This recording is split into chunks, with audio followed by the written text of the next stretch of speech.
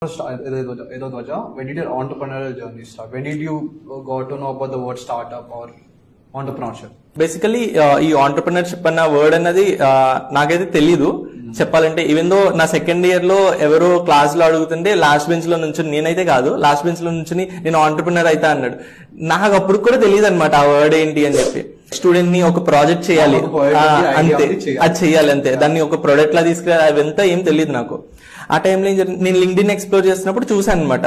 ఆ ప్రొఫైల్ చూస్తూ ఉంటాం కదా, ప్రతి ఒక్క దాంట్లో ఫౌండర్ అని చెప్పి అట్లా ఉందనమాట. ఏంటి ఫౌండర్ ఏంటి, వీళ్ళంతా ఇక్కడ ఎందుకు ఉన్నారు, మనం డైరెక్ట్ మెసేజ్ చేయొచ్చు కదా, కనెక్షన్స్ ఉన్నాయి ఏంటి. అప్పటికే నా ఏంటి వీళ్ళు ఏంటి అని చెప్పి యూట్యూబ్కి వెళ్ళి వాళ్ళని సెర్చ్ చేశాను అనమాట.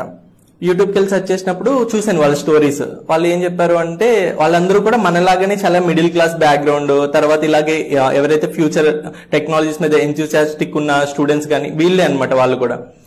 నేను అప్పుడు దాకా అనుకున్నది అంటే ఒక కంపెనీ ఉంది అంటే వాళ్ళకి చాలా బ్యాక్గ్రౌండ్ ఉండాలేమో, ఆ బ్యాక్గ్రౌండ్ ఉండడం వల్లే కంపెనీ స్టార్ట్ చేస్తారేమో అనుకున్నాను. కానీ ఆ యూట్యూబ్ వీడియోస్ అన్ని చూసిన తర్వాత నాకేమనిపించింది అంటే వెనకాల ఉన్నది బ్యాక్గ్రౌండ్ కాదు, బ్యాక్ గోల్ ఉండాలి. బ్యాక్ గోల్ ఉంటే, ఒక మంచి స్ట్రాంగ్ గోల్ ఉంటే మనం ముందుకు స్టెప్ వేయొచ్చు అని చెప్పి అనిపించింది అనమాట.